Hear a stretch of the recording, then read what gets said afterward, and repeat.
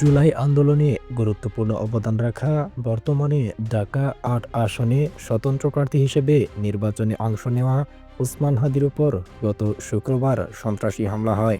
ঘটনা জুড়ে চাঞ্চল্য সৃষ্টি হয়েছে সারা দেশে। ওই দিন তাকে লক্ষ্য করে গুলি চালানো হয়, যা মুহূর্তের মধ্যেই গুরুতর আকার ধারণ করে। গুলিবিদ্ধ অবস্থায় তাকে দ্রুত হাসপাতালে নেওয়া হয়।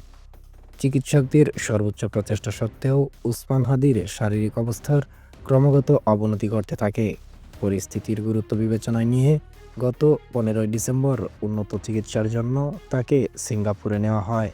বর্তমানে তিনি সেখানে বিশেষজ্ঞ চিকিৎসকদের নিবিড় পর্যবেক্ষণে চিকিৎসাধীন রয়েছে।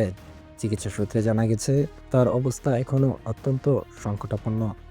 তিনি বর্তমানে মৃত্যুর দ্বার প্রান্তে দাঁড়িয়ে আছেন এবং চিকিৎসকরা সর্বোচ্চ চেষ্টা চালিয়ে যাচ্ছেন।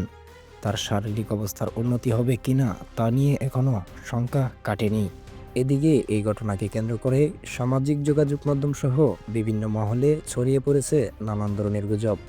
অনেকে দাবি করেছেন উসমান হাদির মৃত্যু হয়ে গেছে, তবে এই ধরনের কোনো তথ্য এখনও নিশ্চিত নয়।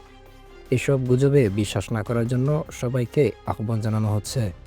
সংশ্লিষ্ট সূত্রগুলো জানিয়েছেন, ওসমান হাদির চিকিৎসা এখনও চলমান এবং তার অবস্থার বিষয়ে যে কোনো নিশ্চিত তথ্য কেবলমাত্র দায়িত্বশীল ও নির্ভরযোগ্য সূত্র থেকেই জানানো হবে।